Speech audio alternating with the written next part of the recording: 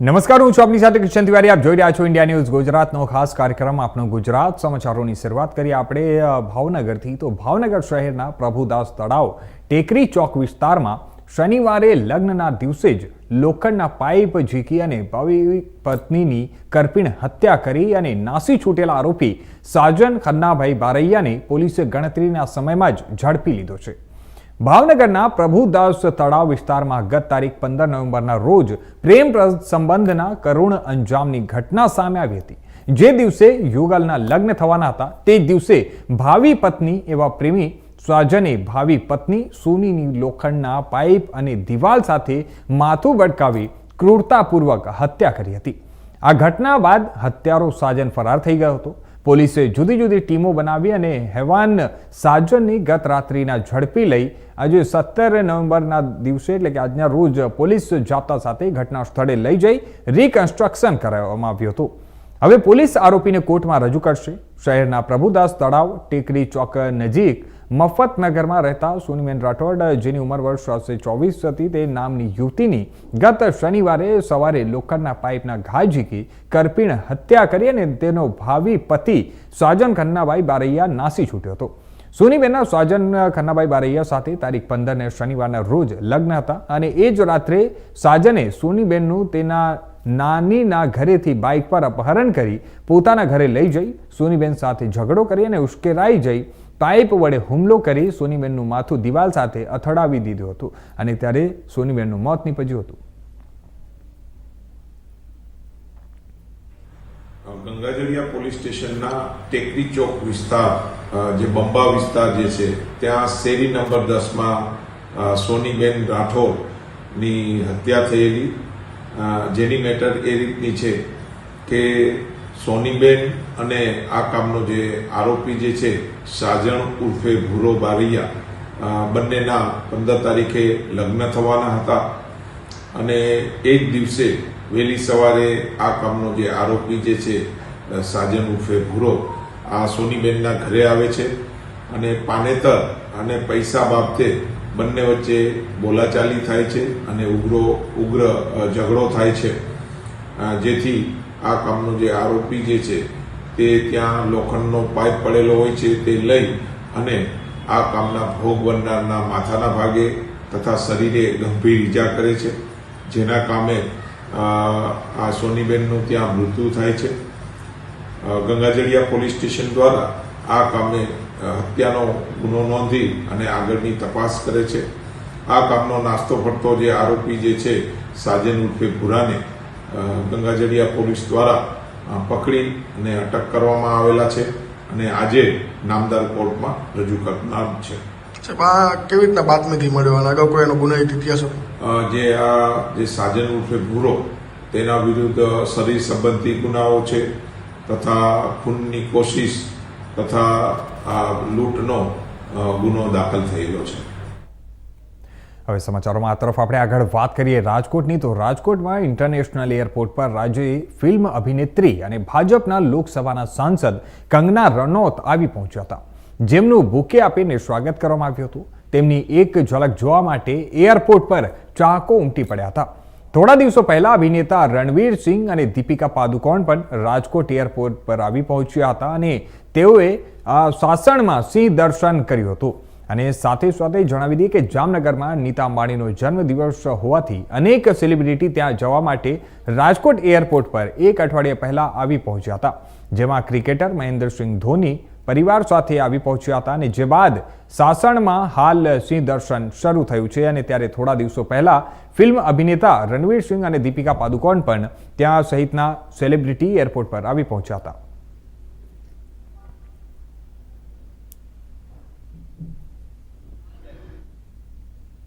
તો હવે સમાચારોમાં આ તરફ આપણે આગળ વાત કરીએ તો વિશ્વમાં માત્ર એક નર્મદાની પરિક્રમા થાય છે. નર્મદાનું પરિક્રમાનું વિશેષ મહત્વ પણ રહેલું છે. ત્યારે ભરૂચના જાડેશ્વર નીલકંઠેશ્વર મહાદેવ મંદિર ખાતે પરિક્રમાવાસીઓ માટે રહેવાની જમવાની તમામ સુવિધાઓ નિઃશુલ્ક મંદિર પરિષદ દ્વારા પૂરી કરવામાં આવતી હોય છે. અને ત્યારે આજરોજ જાડેશ્વર નીલકંઠેશ્વર મહાદેવ મંદિર ખાતે ખૂબ જ મોટી સંખ્યામાં પરિક્રમાવાસીઓનું આગમન થતાં મંદિર પરિષદ દ્વારા તેઓને જમવાની રહેવાની વ્યવસ્થા નિઃશુલ્ક પૂરી પાડવામાં આવી હતી.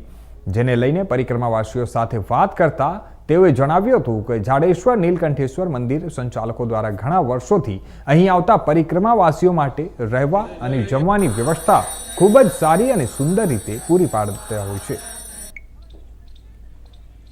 भैया मैं एमपी जबलपुर से आया हूँ। मैंने तिलवारा घाट से परिक्रमा उठाई थी, तो इस साइड से आया हूँ, समुद्र पार किया, फिर बताया कि यहाँ जाना, यहाँ रुकना है।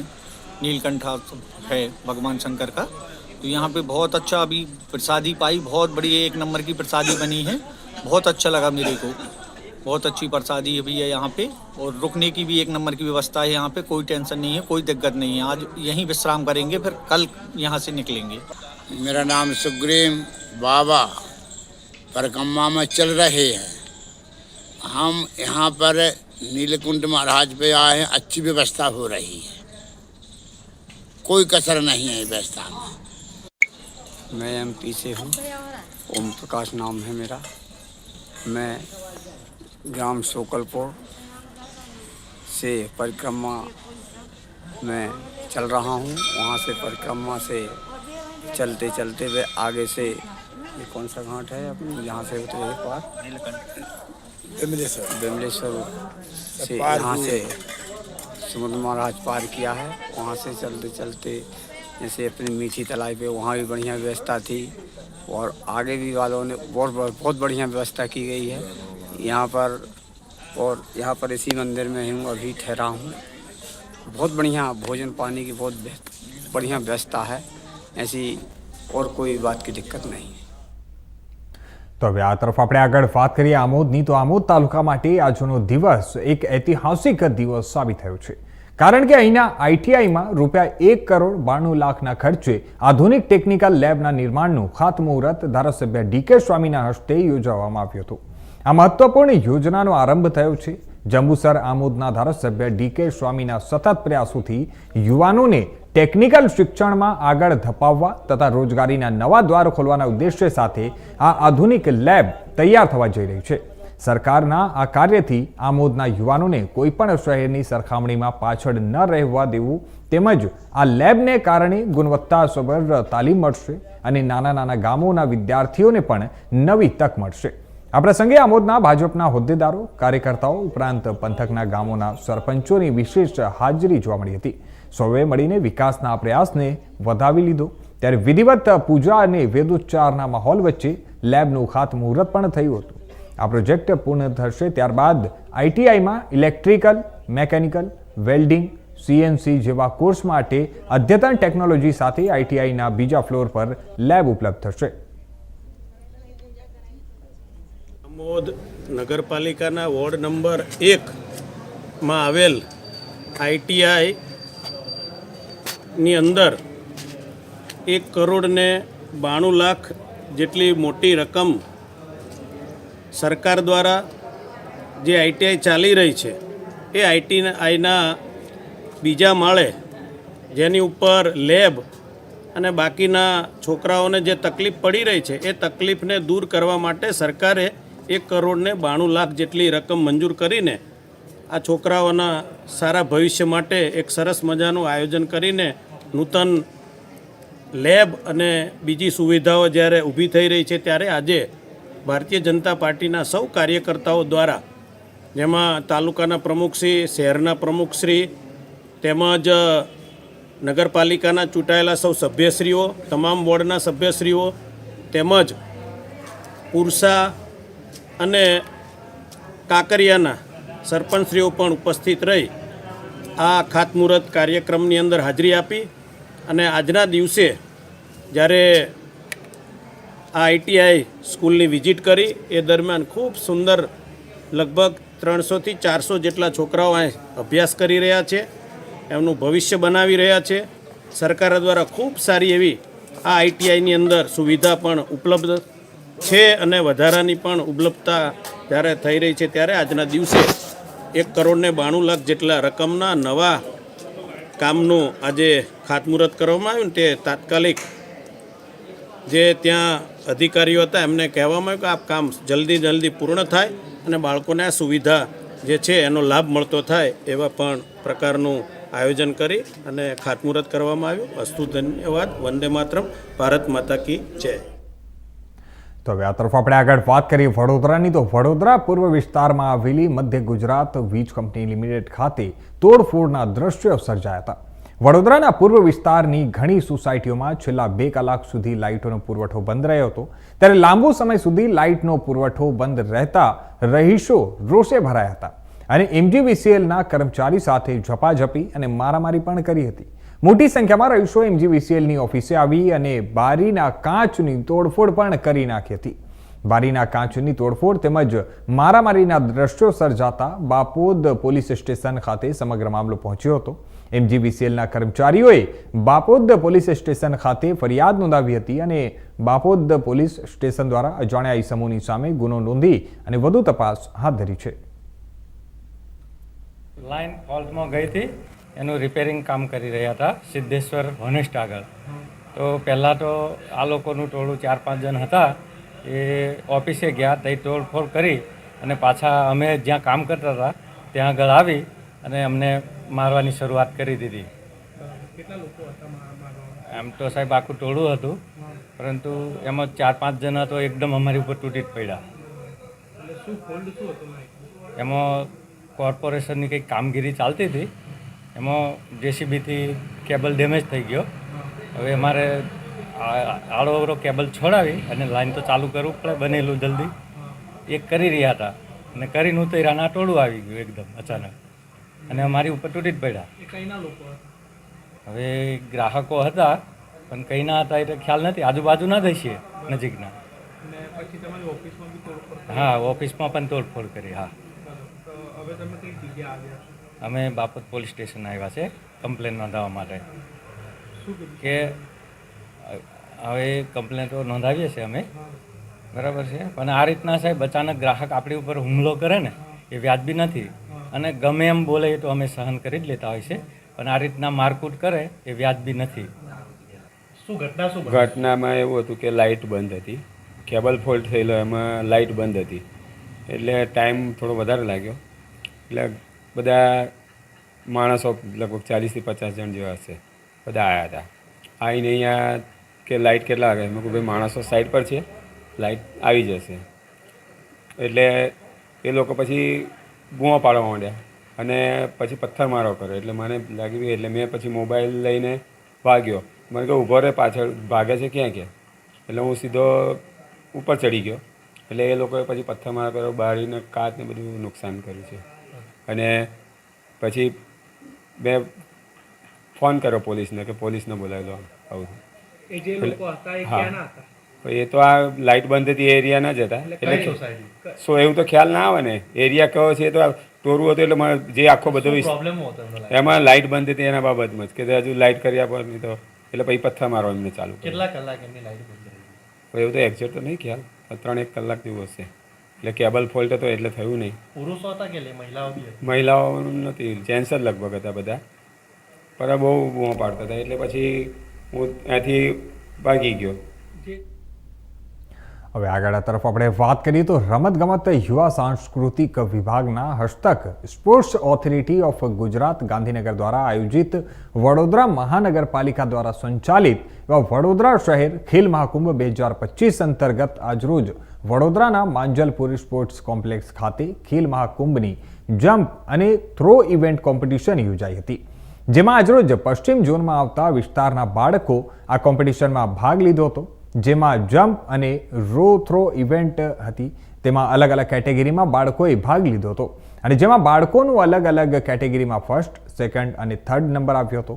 વિજેતાઓને રોકડ પુરસ્કાર મળશે અને મોટી સંખ્યામાં વાલીઓ તથા સ્કૂલ PT ટીચર પણ ઉપસ્થિત રહ્યા હતા, જેમાં ઉપસ્થિત Baroda athletics association joint secretary Amit Patel, Ejaz Mirza, convener Sajid Mansuri તમામ લોકોની ઉપસ્થિતિમાં ખૂબ જ સરસ સ્પર્ધા યોજાઈ હતી.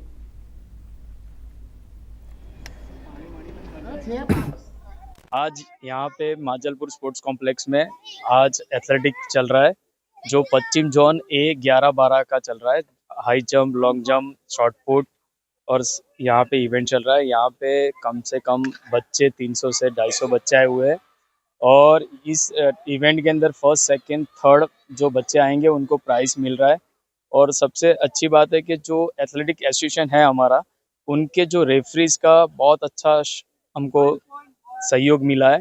और हमारे जो डीओ साहब है जो दिनेश कदम, उनका भी सहयोग बहुत अच्छा है। और इसमें एक चीज़ है, जो एम था, जो खेल महाकुंभ शुरू हुआ था तब अपने जो नरेंद्र मोदी ने जो एम बताया था कि खेलेगा गुजरात जीतेगा गुजरात, अब ऐसा हो गया कि खेलेगा इंडिया और जीतेगा इंडिया हो गया है। और वो एक प्लेटफॉर्म से आज इंडिया का नाम गोल्ड मेडलिस्ट में एथलेटिक में आना शुरू हो गया है। और मेरा नाम इजाज मिर्ज़ा है, मैं जॉन कन्वीनर हूँ।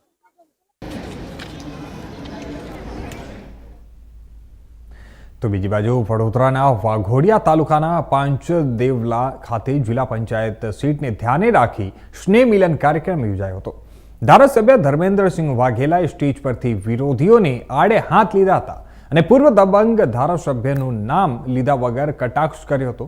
આવનારી ચૂંટણીમાં કોઈ પણ બહુરૂપિયો તમારા ગામમાં આવે તો પ્રવેશવા ન દેતા અને જો આવે તો તેને જૂતાનો હાર પહેરાવી રવાના કરજો।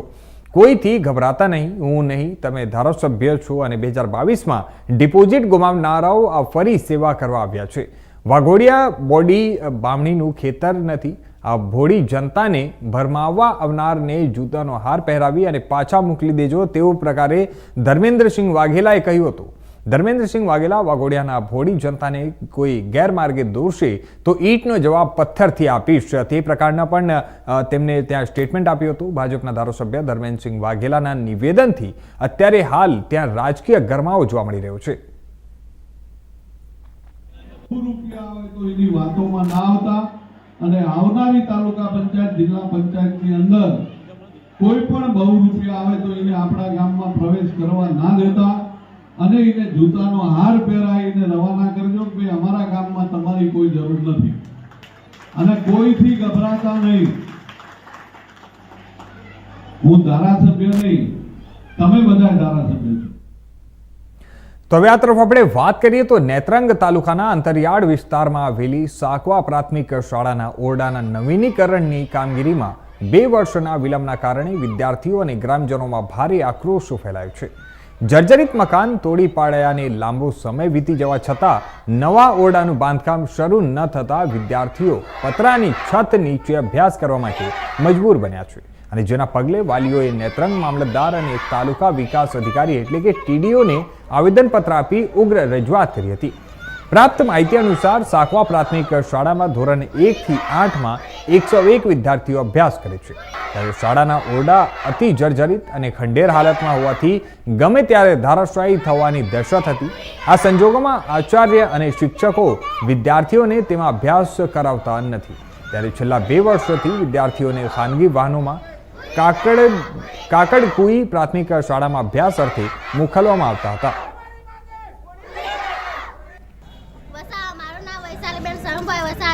અમે સાકવા સ્કૂલથી આવ્યા છે।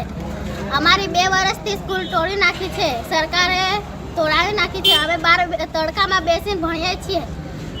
ટોયલેટ પેશાબ કરવા માટે સંડાસ બાથરૂમ બી નથી। આ સ્કૂલ બનાવવા માટે તમે પહેલે કંઈક રજૂઆત કરી હતી? હા। તો ત્યાંથી તમને શું કહેવામાં આવ્યું હતું? કે સ્કૂલ બનાવ, સ્કૂલના ખાડા ખોદાવ, હા 4 મહિનામાં થઈ જશે। પણ સ્કૂલનું કામ શરૂ થયું છે? નથી થયું, 2 વર્ષ પૂરા થઈ ગયેલા છે। અત્યારે તમે ક્યાં અભ્યાસ કરો છો? અમે ભક્તિ દાદાના મંદિરે। આજરોજ તારીખ 17/11/2025ના દિને હરેઠે ગુરુગ્રામ પંચાયતના આવેલા સાકવા ગામે પ્રાથમિક શાળા બાબતનો પ્રશ્ન છે। તે સાકવા પ્રાથમિક શાળા પતરાની જૂની હતી, એટલે 3 વર્ષ પહેલાં એ પતરા ફૂટી જવાને કારણે જર્જરિત હતી અને એના કારણે 3 વર્ષ પહેલાં ચોમાસામાં 1 ફૂટ ઉપર પાણી ભરાયેલું હતું। ત્યારથી સાકવા ગામના વાલીઓએ, બાળકો અને અમે સરપંચ તરીકે અમે પોતે પણ સરકારશ્રીમાં રજૂઆત કરેલી અને એના પછી ગઈ સાલ તાલુકા પંચાયતમાંથી ટીએલઓ એટલે જે શિક્ષણ વિભાગમાંથી અને એસએમસી સમિતિ દ્વારા આ રૂમો તોડી પાડવામાં આવેલ ગઈ સાલ ચોમાસામાં અને એવું કીધેલું હતું કે પેકેજમાં લગભગ 43 રૂમો મંજૂર થયા છે, પરંતુ હજુ સુધી આ રૂમો બનેલ નથી અને ત્યાં અત્યારે જગ્યા બધી ખાલી છે. બાળકો કાગળ કોઈ ભણતા અત્યારે ત્યાં સાકવા ભાતુજી મંદિરે પ્રમુખશ્રી શેડ બનાવ્યો તેમાં ભણે છે, પરંતુ ચોમાસામાં પણ ત્યાં વાતચીત ઘણી લાગતી, ત્યાં ટોયલેટ બાથરૂમની કોઈ બીજી વ્યવસ્થા નથી, એટલે બાળકોને ઘણી અગવડ પડતી. અત્યારે પણ પરિસ્થિતિ એવી છે કે શિયાળાનો સમય છે, ઠંડી બહુ લાગે, એટલે બાળકો ઠંડીમાં પણ ઠૂંઠવાઈને ત્યાં ભણે છે. એટલે અમારી અને સાકવા ગામના વડીલો અને ગામ લોકો અને બાળકોની માગણી એવી છે કે અમારી સ્કૂલ જલ્દીમાં જલ્દી બની જાય તો આ બાળકો વહેલી તકે શાળામાં ભણતા થઈ જાય. એની સાથે MDMનો રૂમની પણ જરૂર છે, એટલે મધ્યાહન ભોજનના શેડ પણ બની જાય તો બાળકોને સારી સુવિધા મળે એવી અમારી ખાસ લાગણી અને માગણી છે. ગામના સરપંચ તરીકે સ્કૂલના નિર્માણમાં બાબતે તમે અગાઉ કોઈને રજૂઆત કરી હતી? તો હવે આ તરફ આપણે આગળ વાત કરીએ તાપીની. તો તાપી સોનગઢ ખેતીવાડી ઉત્પન્ન બજાર સમિતિના પ્રમુખ અને ઉપપ્રમુખની ચૂંટણી યોજાઈ હતી. અગાઉના પ્રમુખ અને ઉપપ્રમુખની 2.5 વર્ષની ટર્મ પૂર્ણ થતાં નવા પ્રમુખ અને ઉપપ્રમુખની ચૂંટણી યોજાઈ હતી. ભાજપ પ્રેરિત માર્કેટ યાર્ડમાં પ્રમુખ તરીકે જિગ્નેશ દોણવાણા અને ઉપપ્રમુખ તરીકે રમેશ ચૌધરીની બિનહરીફ વરણી થઈ છે. જિલ્લા રજિસ્ટ્રારની હાજરીમાં સમગ્ર ચૂંટણી પ્રક્રિયા પૂર્ણ કરવામાં આવી છે.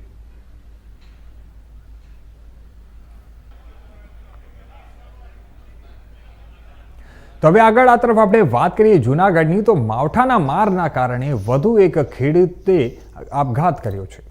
વિસાવદરના ઈશ્વરિયાના ખેડૂતે આર્થિક સંકળામણના કારણે જીવન ટૂંકાવ્યું. 42 વર્ષીય ખેડૂતને આ માત્ર 10 વીઘા જમીન હતી. ત્યારે 10 વીઘા જમીનમાં મગફળી, ડુંગળી અને તુવેરના પાકનું વાવેતર કર્યું હતું. મગફળી, ડુંગળી અને ઉણાનો પાક, તલ, અડદનો પાક નિષ્ફળ જતા ઘણા સમયથી પોતે ચિંતામાં હતા. ત્યારે કમોસમી વરસાદના કારણે પાક નિષ્ફળ જતા આ શૈલેષભાઈ દામજીભાઈ સાવલિયા નામના ખેડૂતે આ પગલું ભર્યું છે. ત્યારે એમના આપઘાતથી ચકચાર મચી છે. પોતાના ખેતરમાં જો ઝેરી દવા પી અને મોત વાલું કરી લેતા અરેરાટી વ્યાપી ગઈ છે. મૃતકના પરિવારજનો પોલીસ સમક્ષ આર્થિક સંકળામણનું કારણ જાહેર કર્યું છે. સમગ્ર મામલે વિસાવદર પોલીસે તપાસ હાથ ધરી અને ખેડૂતના આપઘાતથી સમગ્ર પંથકમાં ચિંતાનું મોજું ફરી વળ્યું છે. મૃતક ખેડૂતોને સંતાનમાં એક અને દીકરી હોવાનું જાણવા મળ્યું છે. બંને બાળકોની સ્કૂલના ફી પણ ભરવાના પૈસાને લઈ ખેડૂત ચિંતામાં હતો. અંતે ખેડૂતે પોતાના ખેતરમાં તુવેરના પાકમાં ઝેરી દવા પી આપઘાત કર્યો. જસુભાઈ રાઠોડભાઈ શેખવા, ગામ ઈશ્વરિયા ગીર, તાલુકો વિસાવદર.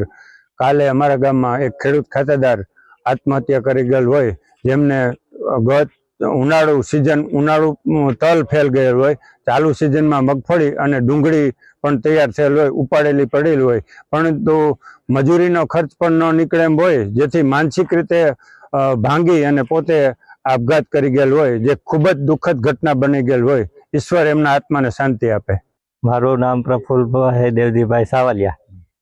મારા મોટા ભાઈ શૈલેષભાઈ દેવજીભાઈ સાવલિયા ગઈ તારીખ 16/11/2025 રવિવારના રોજ આ પગલું ભરેલું, આપઘાત કરેલો. ઉનાળે તલનો પાક ફેલ જવો, ચોમાસું મગફળીનો પાક ફેલ જવો, ડુંગળીનો પાક ફેલ જવાના કારણે આ પગલું ભર્યું છે. હતાશ બહુ રહેતો, પણ કોઈ કહી શકતો નહીં. છોકરા બે દીકરો દીકરી બહાર ભણે છે, ફીની તકલીફના કારણે. પોલીસમાં લખાવેલું છે. હું દેવજીભાઈ મેપાભાઈ સાવલિયા, ઈશ્વરિયા ગીર.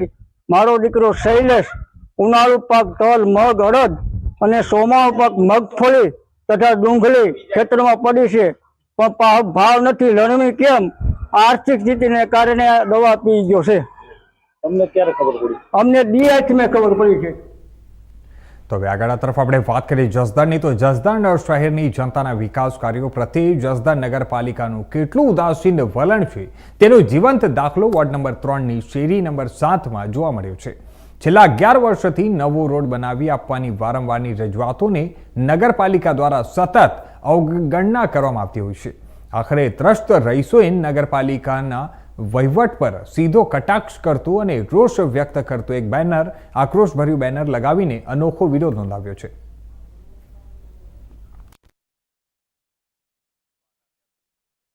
સમાચારો માટે જોતા રહેજો ઇન્ડિયા ન્યૂઝ ગુજરાત.